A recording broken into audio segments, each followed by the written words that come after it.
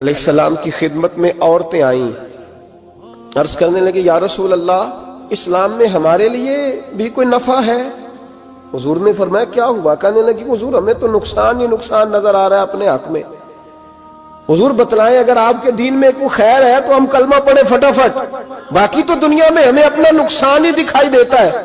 یہ بھی امام طبرانی نے لکھا ہے، محبوب علیہ السلام نے فرمایا تم پہلے اپنی بات کرو، پوچھنا کیا چاہتی ہو؟ کہنے لگے یا رسول اللہ ایک تو ہم نے سنا ہے اسلام میں بھی ایک معاملہ یہ ہے کہ جن دنوں عورت ناپاک ہوتی ہے وہ نماز نہیں پڑھ سکتی، وہ روزہ نہیں رکھ سکتی۔ حضور یہ دینی نقصان ہوا، اور دو عورتوں کی گواہی ایک مرد کے برابر ہے۔ دنیا میں بھی ہمارا وہ کردار نہ ہوا جو کہ مردوں کا ہے تو حضور ہماری دنیا میں بھی نقصان ہے، دین میں بھی نقصان ہے۔ یا رسول اللہ یا رسول اللہ یا رسول اللہ صلی اللہ علیہ وسلم۔ آقا پھر تو یہ ہوا کہ ہفتے مہینے کے بہت سارے دن عورت ویسے ناپاک رہی، دین سے دور رہی، اور اگر وہ قومی معاملات میں کوئی کردار ادا کرنا چاہے پھر بھی اس کی گواہی دو عورتوں کی ایک مرد کے برابر، تو حضور دنیا کا بھی نقصان دین کا بھی۔ میرے کریم نے فرمایا بیٹھ جاؤ بیٹھ جاؤ۔ عورتیں بیٹھ گئیں تو محبوب فرمانے لگے تمہیں پتہ ہے جب کسی کے گھر میں بیٹی پیدا ہوتی ہے حضور کیا ہوتا ہے؟ فرمایا میرا مالک دو فرشتے بھیجتا ہے، فرمایا وہ آ کے گھر والوں کو سلام کہتے ہیں، جنوں اور انسانوں کے علاوہ ساری دنیا ان کے سلام کو سنتی ہے۔ فرمایا پھر وہ فرشتے اپنے پروں سے اس بیٹی کو ڈھانپ لیتے ہیں اور پھر اس کے سر پر پاؤں پھیرتے ہیں، اور فرمایا پھر وہ ان کے باپ کو کہتے ہیں ان کی صحیح طرح پرورش کرنا، پھر ان کے ذمہ داروں کو کہتے ہیں، ان کے خاندان کے بڑوں کو کہتے ہیں صحیح طرح پالنا۔ اگر تم ان کی یہ لفظ سنو میرے محبوب کے، حضور فرمانے لگے رب کے فرشتے کہتے ہیں اگر تم نے صحیح پرورش کر کے بیاہ دیا تو اللہ قیامت تک تمہاری مدد کرے گا۔ کس طرح؟ اللہ تمہارے رزق میں بھی تمہاری مدد کرے گا، اللہ دنیا کی مشکلات میں بھی تمہاری مدد کرے گا، اور جب مرنے لگو گے یہ شارحین نے قیامت تک کا ترجمہ کیا۔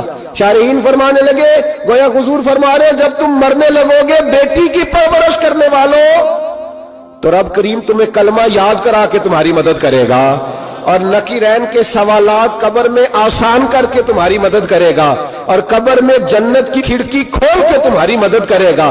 میزان عمل پر تمہارے عملوں کا وزن زیادہ کرا کے اللہ تمہاری مدد کرے گا، پل صراط پہ تمہیں آسانی سے گزار کے تمہاری مدد کرے گا۔ میزان عمل پر اپنے محبوب کے ید اللہ والے ہاتھوں سے تمہیں جام پلا کے اللہ تمہاری مدد کرے گا، اور فرمایا تمہیں دوزخ سے بچا کے جنت میں ڈال کے رب تمہاری مدد فرمائے گا۔ یہ تمہاری مدد ہوگی۔ حضور نے فرمایا یہ تو ہے بچی کی پرورش، اور میرے محبوب نے فرمایا عورتوں تمہیں پتہ ہے جب کوئی عورت حاملہ ہوتی ہے تو اسے کیا ملتا ہے؟ بیویاں تو پہلی بات سن کے رونے لگی، ان کے آنچل آنسوؤں سے بھیگ گئے۔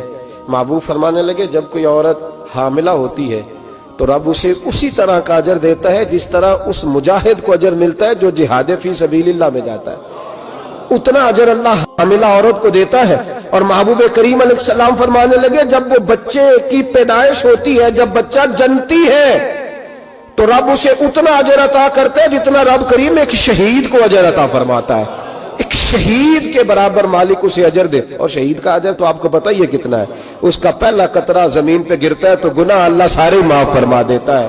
فرمایا اللہ عورتوں کو یہ اجر دیتا ہے۔